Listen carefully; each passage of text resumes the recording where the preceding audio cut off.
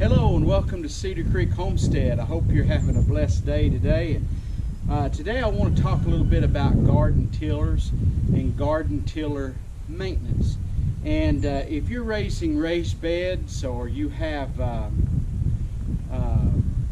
old self-wicking tubs or whatever like that, of course you're not going to need a garden tiller. But we do raised beds, we do stuff like that, wicking tubs. I've done and tried about everything, still doing that kind of stuff. I love experimenting and trying new things, but the traditional way here, all the time I was growing up, and here at this place, the garden was put in using a garden tiller the last 51 years. There's different types of garden tillers. So I still till my garden. I have tried doing the back to even sorta, putting chips on and stuff, but I found it to be just as easy to work this. The garden does wonderful here.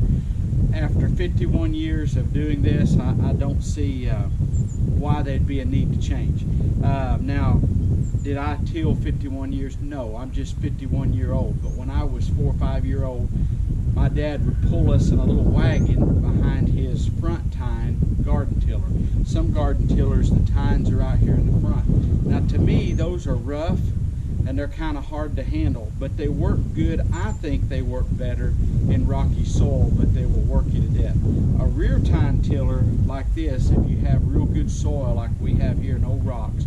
I used to live in Arkansas and I think our soil grew rocks. But if you have rocks, no rocks, you're a clean area, a tiller like this, a rear tine where the tines are in the back.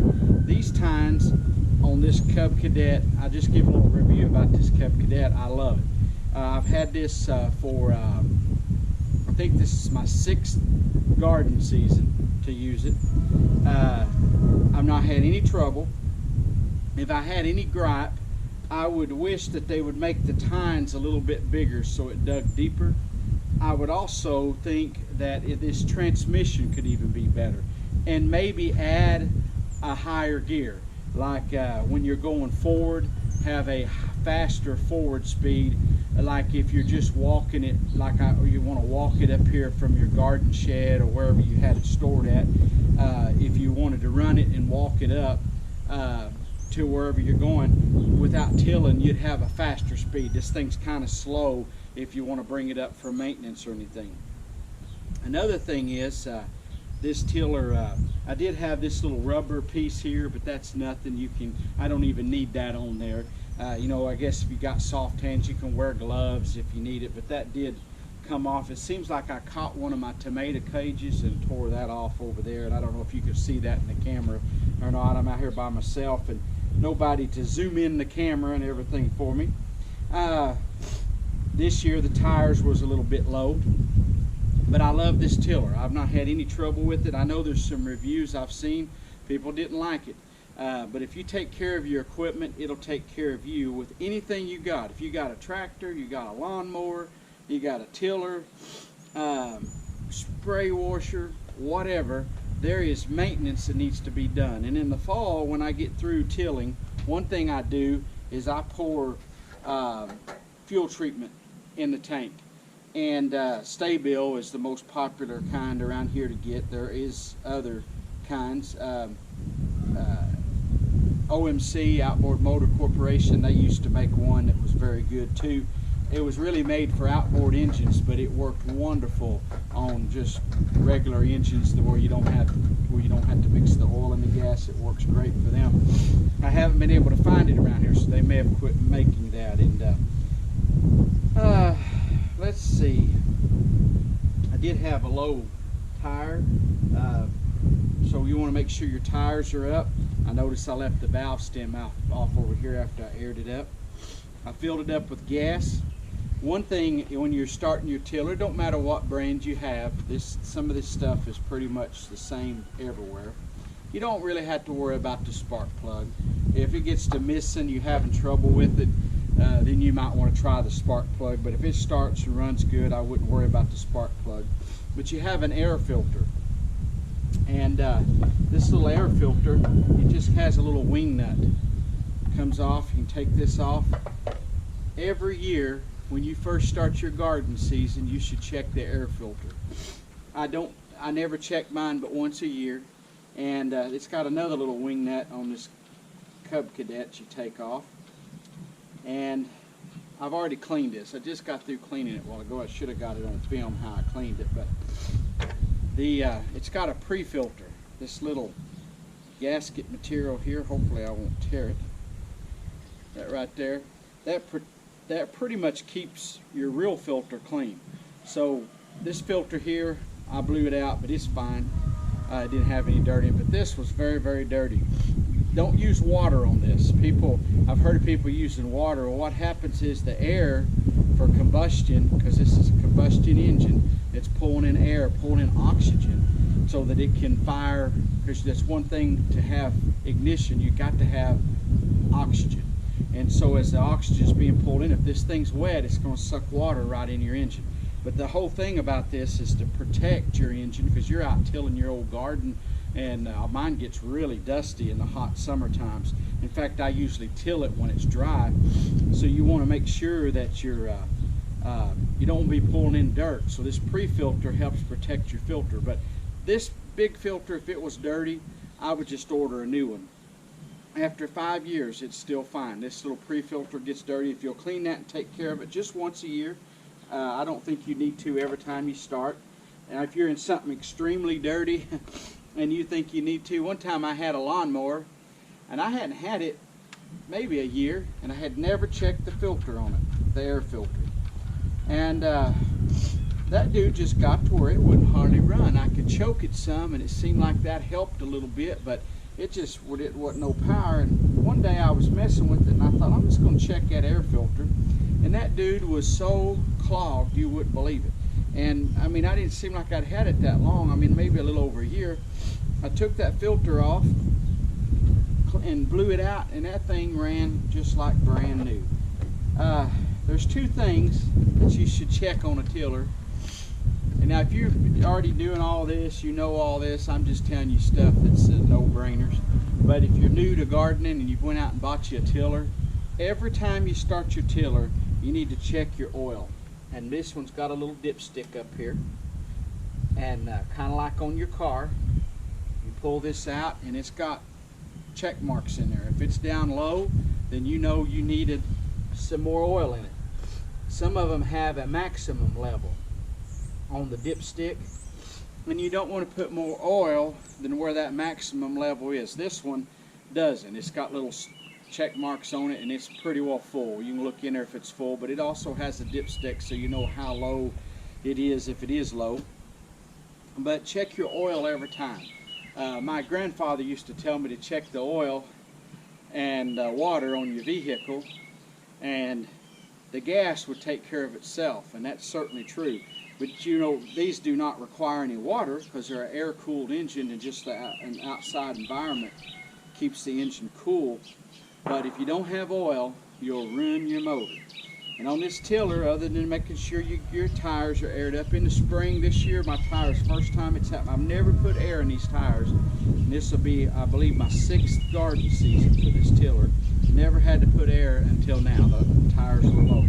So over that time, they leaked down. That's no big deal. I put air in them, aired them up, and I've put fuel in it. I've checked the oil, checked the filter. This baby's ready to go. It does have a belt. You can't hardly see the belt. It winds around through here. And it's behind this little shield. I never change a belt on one, even mess with the belt, unless it breaks. And this has never broke yet. I used to have a Troy-built tiller, and I had belt problems on that. I even had a tiller, Husky, I believe was the brand Tractor Supply used to sell, and that transmission kept going out on that. It went out while it was under warranty. They put one in, it lasted maybe another year and went out again, and then it was out of warranty. The transmission was almost the price of a new tiller. I started out with an old Tasco brand tiller, and I probably had that on some of my videos. In fact, up until just recently, it was out at my garden, but it was a front tine tiller. And now it's sitting out here in the junk pile. I'm waiting, somebody can have it if they want it. I don't know if it'll even start anymore. I haven't started it since I've had this tiller. I haven't even tried starting the thing, but it is an old tiller, and but still starts and runs. It's just the front tine process just doesn't work for me. And out here we got such good soil, this rear tine really chops it up. So this year I took my big tractor and braking plow and broke it up real good. Then I ran over it with the disc, so my soil is really good and ready to go. And this tiller will keep it, mainly this is to keep the weeds out during the summer months. And in between my rows, you'll see as I garden this year what I'm doing. Troy built, not Troy built, but Cub Cadet is the brand this is. Sorry, Cub Cadet, but didn't mean to insult you here. But this Troy built used to build wonderful tillers. And we had one growing up as a kid here that had several gears, and forward, reverse, till, no till. That was a dandy tiller. You could actually pull attachments back behind it. And my dad owned a boat business, and that tiller was in the business there. The business burnt down, and when it did, we lost that tiller. Now the ones you see at Lowe's and places like that, I had one of them, and it just I'm just not what they used to be. For heavy duty work, they just don't hold up. But this Cub Cadet for me has worked very well. Now if you got real rocky soil, I probably wouldn't recommend this, but if you got good soil or you don't need one a whole lot, I paid 5-6 years ago like $850 for this tiller. Saved up the money, went and bought it down at Tractor Supply. This year, of course, everything's kind of a mess this year, and I haven't even noticed or haven't been seen this rear tine at Tractor Supply. So I don't know if they're going to quit handling the Cub Cadet, or if Cub Cadets quit making this rear tine tiller. Maybe it wasn't popular or whatever, but for me, I love the rear tine tiller. For one thing, is you can run it pretty much with one hand. You got to pull up this little safety handle here, and to walk behind it, but otherwise this Ralph Nader handle, I guess I should say. But you got to get it and walk in behind it and hold that thing up so it'll go. Just more safety stuff, but otherwise you can just reach around here and I can hold that up with one hand and operate this tiller, and that's one thing I really like. Alrighty, let's get to starting it up. First time you're going to start your tiller up on Kohler, Briggs & Stratton, Tecumseh. I don't know about Honda engines, but this is what I recommend. The first time of the season, your carburetor could be dry by now, and one thing that helps to get this thing started is take your tiller and tip it up like that right there. If you can, if you got the strength, go ahead and pull it on up. Drop it down. Drop it kind of rough like, not you don't abuse it, but do it. What that'll do is knock your float loose if it is stuck at all. Now if it's real stuck, that's not going to do it, but it'll knock things loose there. It'll fill your bowl, your carburetor bowl full of gas, and it'll help this thing start. Now this is just the first starting of the season. Otherwise the rest of the year they should start and run fine, but that first little starting, you'll go get it out of the shed. This one has a kill switch on the front. You have to turn it to on. It also has a choke, and this thing will not start if you don't choke it. So you might as well just plan on choking it. So I put the choke on. I'm going to start it. Pretty good, ain't it? Start the choke off. Let it warm up. It's ready to go.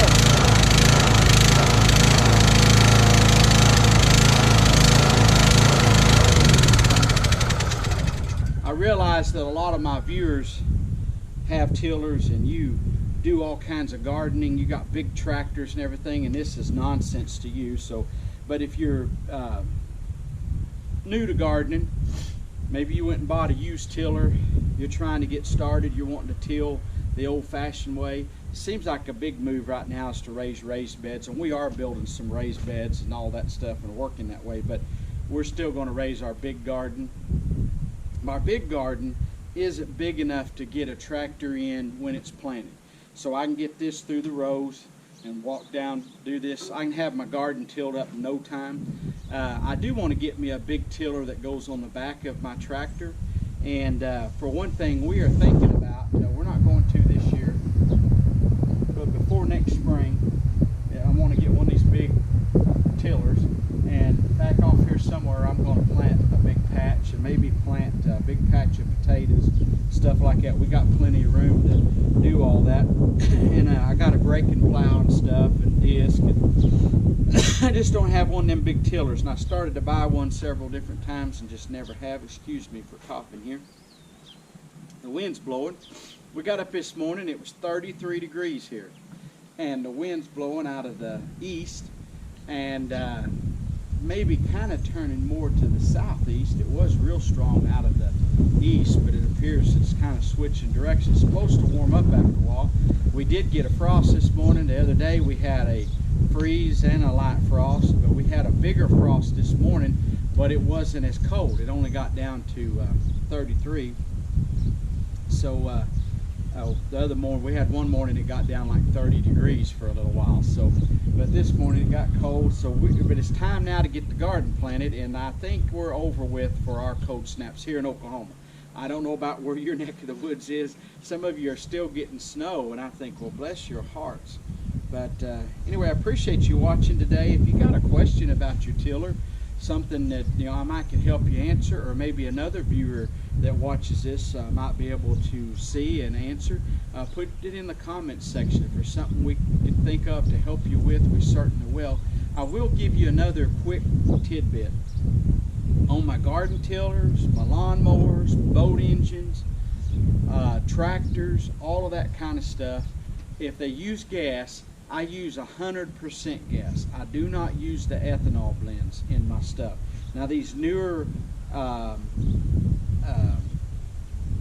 engines, you might be different. This engine says that you can use it, but no more than 10% ethanol. But I found that it seems like your engines will want to clog up the carburetors. They just don't do as good small engines. Now cars, that's a whole different thing. There's nothing wrong with that. So we have a station down here that sells farm diesel fuel.